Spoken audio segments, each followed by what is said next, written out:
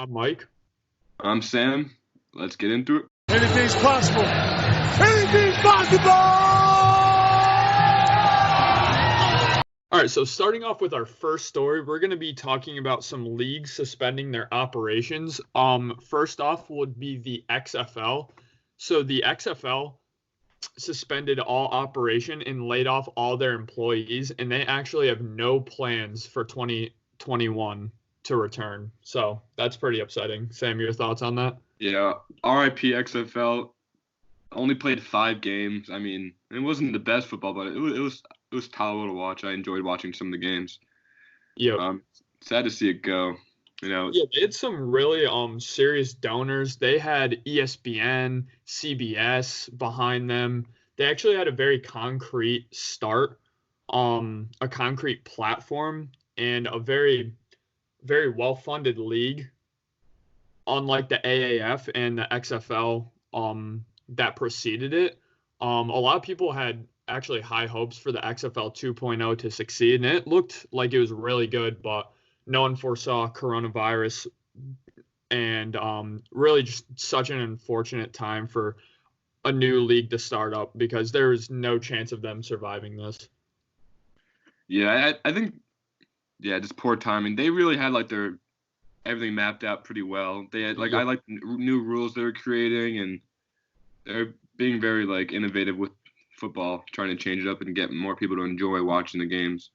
I think they're like the Alliance of American Football League was kind of just too like similar to regular football like NFL and college. So I think that's why they failed and they didn't have good investing like the XFL had. Yeah, they definitely stood out. That's what's key with another professional sports football league that isn't the NFL. Your talent isn't going to be up to par with the NFL, so you have to stand out in other ways.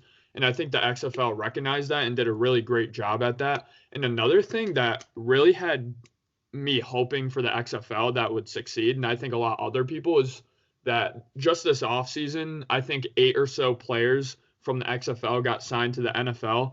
So that really adds legitimacy to the XFL. And if the XFL could kind of sell itself as not only a fun football league, but a league that is kind of a gateway for NFL talent to make the NFL, I think that would even be better for them. And they did do that in their first season after only playing 5 games. Yeah, 5 games. But yeah, the XFL is done. It's over, and it's really sad, honestly.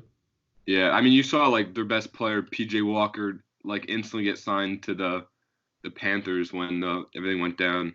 Yep. And like a lot of like I don't know any of the other players really, but a lot of them were getting signed to other teams around the NFL. So you could have like saw like if it persisted becoming a farm league for the NFL sort of, and maybe even some high school guys going to the XFL for 3 years until they were able to be eligible for the NFL draft to make some money for their family and play against probably stronger competition because they're all bigger, older guys, stronger, faster.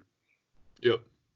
Yeah, I think their main selling point was a farm league for the NFL because I think it would start to become a problem when your MVP every year is going to the NFL. I'm sure PJ Walker would have been the MVP of the XFL, and he got signed by the Panthers. So I think that would have been a major problem for them in terms of things like jersey sales. No one's going to buy a PJ Walker XFL jersey when he's just going to go to the NFL next season. So I think that could have been a potential problem for the XFL, but I really do think it could have worked out with McMahon and Luck running the league. It was going really well, but yep.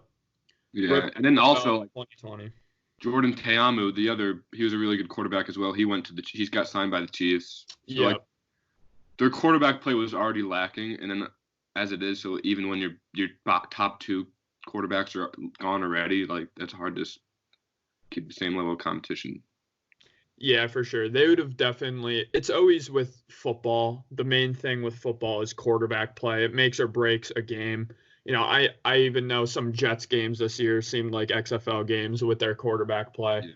So, that was a major problem for the XFL, but they had some really good quarterbacks again, but both of them got signed. So Fun fact: I saw Jordan Ta'amu play in college at Ole Miss versus Really? LSU.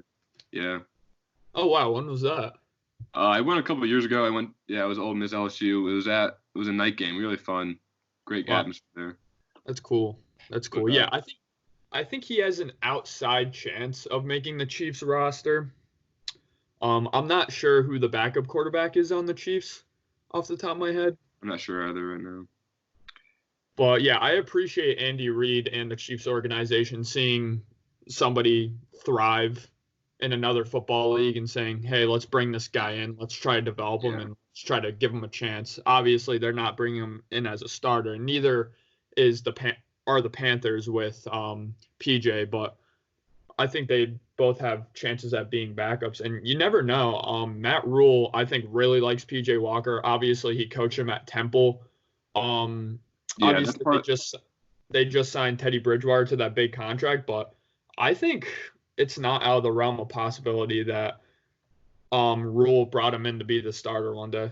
Yeah, I mean, he's a lot more like quick and fast. Teddy Bridgewater's not much of a runner. Yeah, PJ Walker is a very mobile guy, and in the XFL, he's making some tight throws, and that connection he has with Matt Rule already might sneak him into the starting spot. yeah, it was interesting for sure. And then the famous last words of the XFL when the CEO of Jeffrey Pollock said it's done and it's not coming back when he called all of his workers. So it's over. Sad to see it go. Yeah, honorable try. They tried. I respect that. Yeah, college try. All right, so on to our next topic. We got the UFC suspending operations. So as of, I think, was it yesterday or today, they canceled their UFC canceled their 249 pay-per-view event. Mm-hmm. Dana White, he was getting pressure from ESPN and then their parent company Disney. So I think when Disney's breathing down your neck, I think that's time to call it. The big boss. Yeah, I think Dana White, he's a very strong-willed president. Yeah. He's a controversial figurehead. I think love him or hate him, he's very good for the UFC and he does a lot of good for the UFC. I think he's one of the best presidents/commissioners of a sports league we have. Honestly, he's really good at getting events together. And I know Dana White did not want to cancel this April 18th tournament. I know he told a lot of fighters that, even if their opponent backs out, I'm going to find a fighter to fight with you. So he really wanted this to go on still, but ESPN and Disney put pressure on him to cancel it, so he had to. Yeah, I feel like he's more like has more name recognition than some of the fighters even. Yeah, he does. That shows how like powerful and popular he really is. Yep. And he has a net worth, like he was going to buy an island to even host this event. Yep. And he has like a net worth of $500 million. So he would be able to easily buy an island, I think. Yeah, I mean, Dana White's a huge reason why UFC is the premier fighting league in the world now. I mean, it was boxing and a lot of other just really huge fighting leagues for a very long time. But now when you think of fighting, you think of UFC, and that's thanks to Dana White, really. Yeah. Yeah, he's really able to, he's a good like spokesman because he's kind of rated R and UFC is a rated R league, so he's able to really express that. Yep. I think the nature of mixed martial arts fighting in the UFC in general, I think it's one of those sports leagues that can start up much sooner than, say, baseball, basketball, football, soccer, because I think with those sports, I think fans are vital to not only the players, but to us watching at home. It kind of electrifies the sport even more. I think with fighting, I think there's only really three vital people to a fight, and that's the referee and the two fighters. I don't think, I think the judges could be electronically. I think the announcers could be electronically. So I think if one sport starts very soon, I think it would be mixed martial arts, and I think it would be the UFC. So I wouldn't be surprised to see the UFC start their event 249 sooner rather than later, really. Yeah, I completely agree. Like, if you just get like if they're having 3 people in the ring, you just like take their temperature or get them tested like with one of the quicker tests, and if they're all clear, they can fight. It wouldn't be a problem in spreading it. Yeah, and obviously you need the fighter's team there too, so you need to test their entire team in their corner. And I'm sure you would need medics on hand as well at a UFC fight. But other than that, yeah, I think the amount of people that would be at a UFC fight, amid this coronavirus crisis, I think it would be minimum compared to other sports leagues. So yeah, again, I wouldn't be surprised if they started up soon. Yeah, definitely.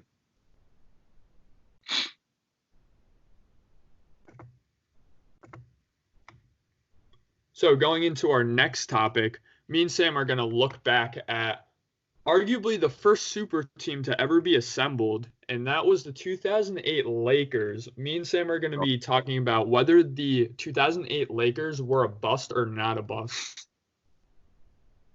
Celtics, you mean, right? Celtics. Wow, I'm sorry, Celtics. The 2008 Celtics. That's right. Yeah, I mean, I've had like many arguments with people about if this team was a bust or not. Yeah. So I'm excited to dive into it. Yeah, so straight up right off the bat, do you think they're a bust or not? I think they're a bust. Yeah. Okay, I don't think they're a bust, actually. So this should be interesting. Let's hear your thoughts. All right. Well, I think they traded like their whole roster for Kevin Garnett and Ray Allen. So for Kevin Garnett, they traded Al Jefferson, Ryan Gomes, Sebastian Telfair, Gerald Green, and Theo Ratliff. And then for Ray Allen, they traded Delonte West, Wally Szczerbiak, and what would have been Jeff Green. So in the Ray Allen trade, they also got the pick that would become Glenn Davis. Yep. So they're trading. They needed they didn't make the playoffs for years before that. They got these 2 players, but they traded their whole roster for two of the best players in the league. But they built this team to win multiple championships, and they went to 2, but they only won 1. That's why I think it's a bust. They weren't hoping to win 1 championship like you saw, like it can be a one-hit wonder win a championship like the Raptors from last year. Like that, I feel that team, they knew Kawhi probably wasn't going to re-sign, so they built that team to win 1 championship, really. Yeah. But this Celtics team was built to win multiple championships. That's why I think they're a little bit of a bust. That's true. I mean, I think every team and every super team really is built to win multiple championships. It doesn't always end up that way, but I think first off, you touch upon the assets which they sold away for these big players. I mean, none of those players became anything really. None of those players were even top 10 players at their position at their peak. I know Danny Ainge really, really, really wanted Kevin Durant in the draft, and after they got, I think, the 5th pick or so, which did turn into Jeff Green. I think after that, he said, yeah, let's flip this pick, similar to what the Lakers did for Anthony Davis. But, yeah, I just think that the thing is, Ray Allen and Kevin Garnett and even Paul Pierce, they were in their 30s, all of them, and it's not like the Miami super team where they're all dead smack in their primes. I know Wade was kind of deteriorating a little bit, but I think Allen and Kevin Garnett, their championship ceiling wasn't really too high anyways. These players didn't have a lot of playoff experience. So I think the fact that they even got 1 championship out of it, considering the Lakers and Kobe Bryant were a very good team, and considering the Cavaliers and then later the Miami Heat were a very good team, in their own conference. I think it was a win that they won one championship, honestly. I mean, they weren't like when Ray Allen and Kevin Garnett went to the Celtics, they weren't that old. Like Garnett was 31, Ray Allen was like Yeah. I think 33. So Mhm. it wasn't like they were Paul Pierce and Kevin Garnett when they went to the Nets a Yeah. couple years. Like they were way past their prime when they went to the Nets. But I just think that I don't know, that team those were like the premier players in the league, and they win one championship. They lose to the Magic. Yeah. Eastern Conference Finals with just like I know Dwight Howard was a freak at the time, but they still lost to him. Like I feel like they could have won that series against the Magic. Like their first season together, they won 60 games and they won the championship. Yeah. And then each year they progressively had a worse record. Yeah, and I really think that is because of age and it's because of injuries, obviously. I know Paul Pierce continued to get injured, Kevin Garnett continued to get injured, and Rajon Rondo, he really took that team over. They really would not have won that one championship without Rondo. So that's why I say I think they're even lucky to win that one championship because without Rondo, they don't win that championship. I think the dynamic of those three superstars, their games weren't that complementary to each other. So I think it was really important to have that pass first point guard that they did, and they didn't expect to have that player when building their team. Really, they didn't think Rondo was going to explode the way he did. But again, I think surrounding the circumstances, obviously you have a prime LeBron. Yeah. Who's going to be challenging you in the East every single playoff run. And they later teamed up. I don't think the Miami team was really built to beat the Celtics. I think LeBron and the Cavaliers could eventually beat the Celtics, but yeah, I mean, I just think it was a success that they won that one championship. None of them had won a championship before, and they only really needed one to cement their legacy. I know for Kevin Garnett, all he needed was one championship to cement his legacy as one of the best power forwards of all time. Paul Pierce needed one championship to solidify himself as a Hall of Famer.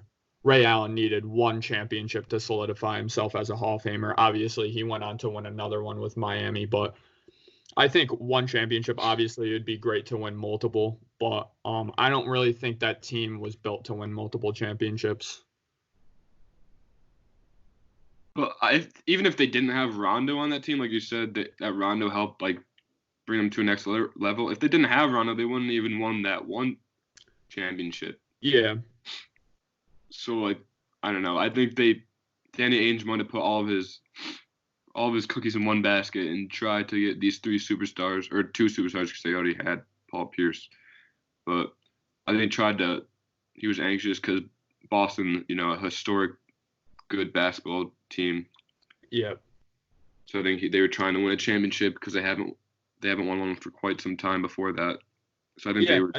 I think Danny Ainge always really has that win now mode mindset. I don't think he liked rebuilding for a long time. So when the team with Paul Pierce, a very talented borderline superstar in the league, they're winning 20, 30 games. I know the season before they won the championship, I believe they won 28 games. I know Paul Pierce did get injured for a large part of that season, but he kind of saw that and said, my superstar is unhappy. I need to get him help. So I think he did a great job at that. I think that's the thing. They didn't give up a lot of assets. I know they gave up a lot of players and they gave up a pick.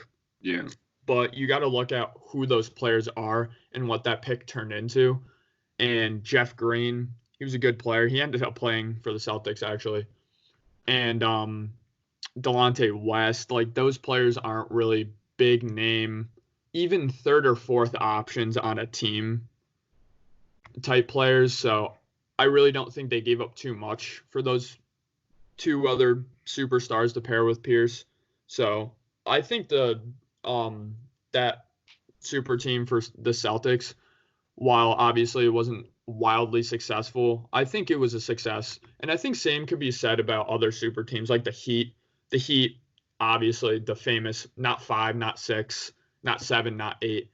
They were expected to win at least 4 championships, and they only ended up winning 2. And I think in hindsight, they really should have won at least 3. But I think you can't say the Miami Heat were a failure in the same light that you can't say the Celtics were a failure. They did end up winning 1 championship.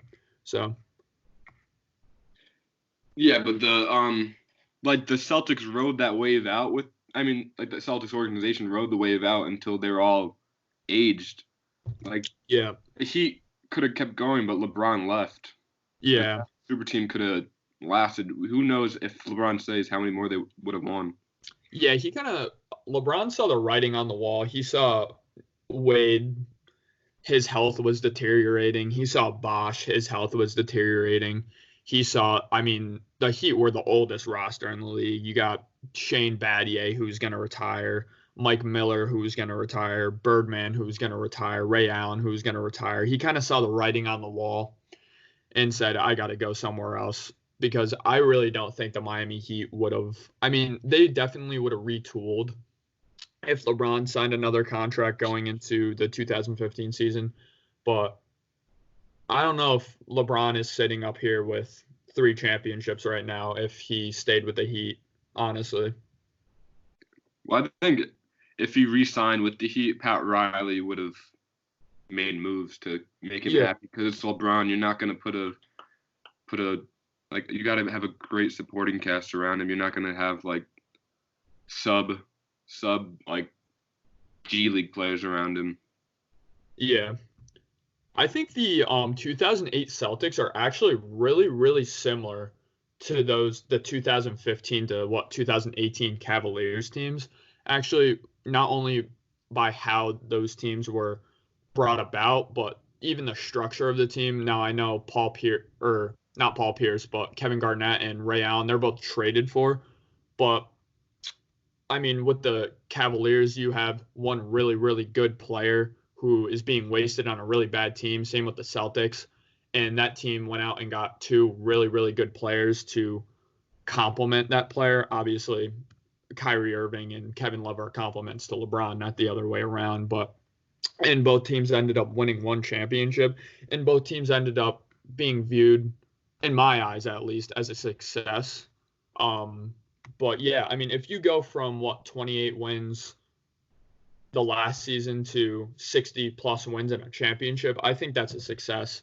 And I think even more so why the Celtics super team was a success is because of the assets they got out of those players that they ended up trading for initially, because obviously that trade with the Nets, Danny Ainge saw the writing on the wall and said this team's championship window is over. I think they only had about 2 years of a championship window anyways.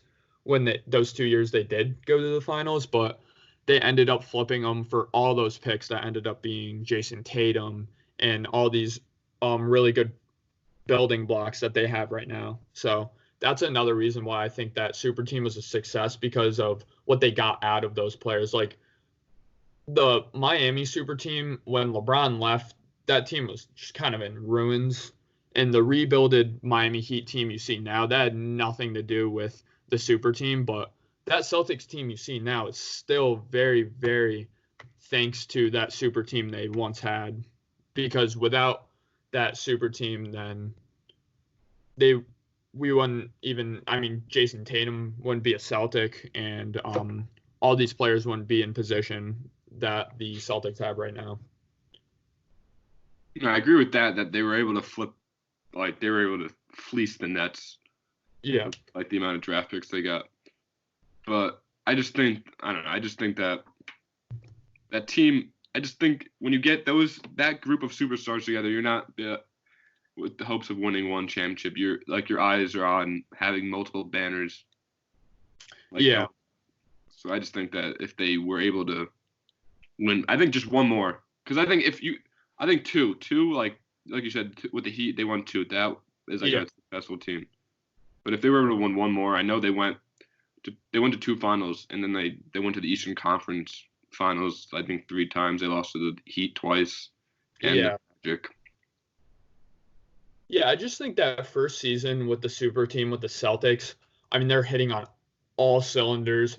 Pierce was healthy, Garnett was healthy, Allen was healthy, but I think with hindsight, we can kind of look and say that expectations for the Celtics were a little too high because, again, I know they're in their early 30s, but they're just coming off of injury-riddled seasons, and I think it would be fair to assume going into that super team that in the near future, if not this season, these players are going to start to deteriorate and they're going to start to get hurt. So I think the fact that they didn't even get hurt in their first season really together, I think is really good. And I think it wasn't like a shock that they ended up getting hurt and kind of fizzing out really quickly, honestly. So, Yeah.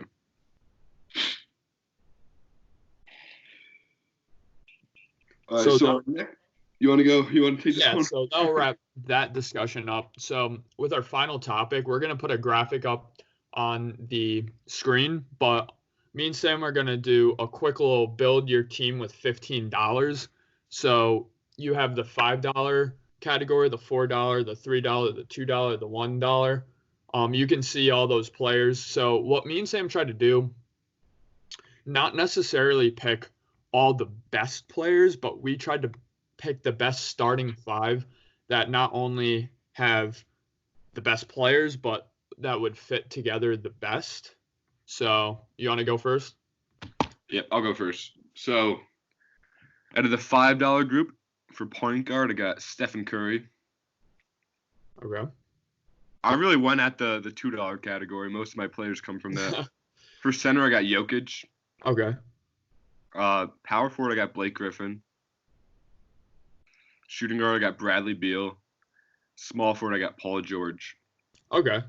So what your team is: point Steph Curry, shooting guard Bradley Beal, small forward Paul George. Yep. Who was your power forward? Blake Griffin. Blake Griffin. And then center Jokic. Yeah. Yep. All right. Want to talk about your team a little bit? Yeah. Well, I think this team, it kind of resembles the Warriors team that won a couple of finals.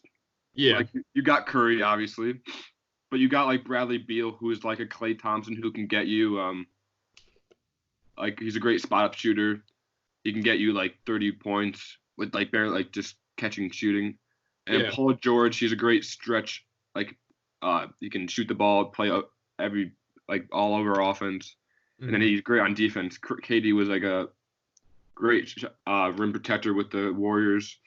And then Jokic, Blake Griffin, he's just like, he won't be, I feel like he won't be like taking away from all the other players. He's not much of a shooter for outside. Like you can pat, like Curry or Beal can pass down low to him and he can get a basket there. He'll get you some rebounds. And then Jokic, I think Jokic with his passing ability, he'll be able to like get Curry open, get Beal open, get George open. He's good at protecting the rim on defense. He has quick hands. His mobility is a little questionable, but I think he makes up for it with all the other categories. Yeah, see, I think the thing with Steph Curry, it's so vital to surround him with great defenders because he himself, Steph Curry's a pretty good team defender, but he's not a very good individual one-on-one defender or an on-ball defender. So I think it's really, really important to pair a point guard like Steph with a really good wing defender, which you did do with Paul George, but Bradley Beal isn't the best defender. We haven't seen Steph Curry with a shot creating guard like Bradley Beal is in long stretches. Obviously, he played with D'Lo a little bit. Klay Thompson is just a catch and shoot. I think Klay Thompson is kind of average or even below league average at creating his own shot. And just shot creation for his other teammates as well. But I think Steph Curry is one of those players who he can play with anybody. He's that great of a player. But yeah, that's where I'll push back on your team a little bit is just the defense. Steph Curry is obviously a hole on defense. And Jokic is really not a good defender either. So I just think like Bradley Beal, I think he would be the best like Klay Thompson type player. Like looking at the other list, like Yeah. someone like Jimmy Butler, he's more of like a me first kind of guy, so he would take shots away from everybody. I think Bradley Beal would take a back seat behind the other players. That's why I picked him. Yeah, no, he would definitely, out of all these players besides Klay, he would be the best complementary shooting guard to him. I definitely agree with that. So I guess I'll get into my team now. My team was $13 in total, so a little less than 15. But at the point guard, I got Luka. At the shooting guard, I got Klay. At the small forward, I got Kevin Durant. At the power forward, I got Anthony Davis. And at the center, I got Andre Drummond. So I got two players from the $1 category, actually. And then one player from the $2, one player from the $5, and one player from the $4. So with my team, I really just tried to have one pass first player, not even necessarily pass first, but one great passer. So it's kind of deciding between, do I pick Luka or do I pick LeBron? And I just wanted to pick Luka because he was the $1 player, so that allowed me to surround that great passer with more talent. So another thing I tried to do with this team was Luka is probably an average defender. I think coming out of FIBA, he's a better defender than people thought he would be, but I still think he's about a league average defender. If Luka was asked to guard, let's say our teams face Steph Curry, he'd probably have a lot of trouble with that. So that's why I have 4 other great defenders on my team with Klay, who is one of the best 1 through 2 guard defenders in the league. Kevin Durant, who's a great defender. Anthony Davis, who is a perennial defensive player of the year candidate every single year. And then Andre Drummond, who's also a very good rim protector and probably the best rebounder in the league. And something else I tried to do, I wanted at least one player on my team not demand the ball a lot and not take a lot of shots, and that's Andre Drummond. So you wouldn't even really have to worry about getting Andre Drummond the ball a lot. I mean, I would imagine he would average around 12, 13, 14 points a game on this team, really just from cleaning up missed shots and getting fed the ball down low. Occasionally, he wouldn't ask for post-ups. You have Anthony Davis, who has shown this season that he's really great with another star. He can play all over the court, and he's still really good in the post-up game. Kevin Durant, obviously, another player who's played with MVPs his entire career. So he's really good with other stars. Klay as well. And then Luka. I think running this team through Luka at the point, Luka is so great at not only creating his own shot, but creating other shots. He would get so many open looks for Klay, KD, and AD. So, yeah, I think that's probably the best team I could assemble. I was really considering picking LeBron over Kevin Durant because I do think LeBron still at this point of his career is the best player in the league. But I think the team would get a little bit redundant with Luka and LeBron. I think they have very similar games. And I think Kevin Durant is a bit of a better defender at this point of his career, and he's a better shooter than LeBron is. Kevin Durant could get to any spot on the court and make any shot on the court. So, yeah. Yeah, I think you did a great job with your team. I think it's a very stout defense. It would be very hard to score on them. Yeah. I like how you picked KD over LeBron because I completely agree that Luka and LeBron are pretty, like, their play styles are pretty similar with, like, their passes and they're getting a bucket when you need one. But I feel like they're both kind of pass first players. Or not pass first players, but, like getting their whole team involved. Yeah, it's incredible that you can honestly consider LeBron and Luka to be somewhat of pass first players. I think LeBron more so than Luka. And they could still get you 28 a game. That's what's so amazing about them. Once LeBron and Luka, once they see they need a bucket, they'll go get one. But I think they always try to get their teammates involved because they need you need a team to win a championship. Yeah. LeBron kind of has that mindset with 2 minutes left in the game, and I need my other teammates to make a shot. I don't want them to be completely cold. I don't want them to have taken 2 shots the entire game because chances are they're not going to make it. So when you have your players confident and warmed up all game, they're going to be hitting shots late in game stretches. LeBron really tried to do that with Kyrie Irving and Kevin Love. Kevin Love especially, even when he struggled, he tried to do that. So LeBron's really great at that. But I think Luka could fill in for that LeBron type, creating their own shot and their teammate shot role really well. So, yeah, that's where my rationale came in with the team. Obviously, Clay, again, he's catch and shoot. He's arguably the best shooter in the world right now. Him and Steph are always neck and neck for that title. So yeah, I think you picked a really great team. Andre Drummond, he's not going to take shots away from anyone else. He'll pass down low to him, and he'll get rebounds. He'll protect the rim. And then Anthony Davis, superstar. Kevin Durant, one of the best players in the league. Yeah, I think you did a great job.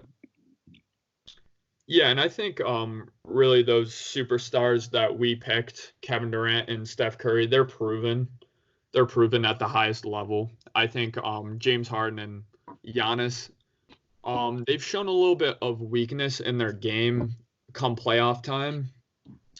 Giannis there's much more half-court basketball and half-court offense when it comes to the playoffs, and Giannis struggled at time versus teams with length. Such as the 76ers, and such as, obviously, the Raptors, who they did lose to last season with Siakam and Kawhi. And then James Harden with the stamina issues in the playoffs, because his game is so physically and endurance-wise demanding, because he dribbles so much, he drives so much, he shoots so much. So I think that has been a problem for Harden. But if Harden was teamed up with other superstars, I'm sure that'd diminish a little bit. Now, he did get paired up with Russ, but I don't think Harden's game has changed too much since Russ has joined. I think Russ's game has improved a little bit in terms of basketball IQ and kind of his radicalness. But, yeah. Yeah, no, I'm very impressed with Russell Westbrook, him changing, like stepping back and be like, I think I need to change my game to be able to play with James Harden, and I think he really did that. He played great up until now due to the cancellation. He was playing great. Yeah, he was. I was really, really excited to see this playoff run because I really like this era of the two really good players on the teams instead of 3, 4, 5, because it really evens out the rest of the league. I think it would have been really interesting to see the league start up in a couple months and then have Kyrie and Kevin Durant in the playoffs too. That'd be really interesting. But yeah, definitely. Yeah, LeBron was saying he wasn't going to have any closure if the season ends now, and I don't blame him at all because this has been his best. Obviously, he's been the championship 9 times, but I think this is one of his best chances to win the championship out of all of those times because LeBron, actually, every single championship he's won, he's been a betting underdog to win those championships. And actually, in a couple finals he's lost, he's been the betting favorite. So it would have been interesting. And I think there's much more parity in the NBA now. I think teams are much more evenly matched. So I think the Lakers had a really good chance at making the finals this year. And I think whoever made it out of the West would have been finals champions. Yeah. I mean, they built a great roster. They had AD, they had Danny Green. They had a good supporting cast around LeBron. Previous other finals he went to, he would have carry pretty poor teams. When he was a very young player, he carried that terrible Cavs team, and then he carried that Cavs team when Kevin Love dislocated his shoulder, and 2015. Yeah, I got Dellavedova on the team, a very weak team. So I think that this team was very strong, and he would be able to, if he was able to overcome the Clippers, I think they would have won the finals.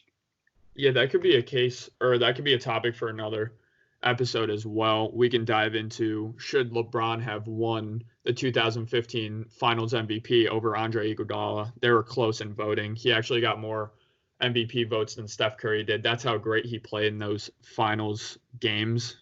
But I digress.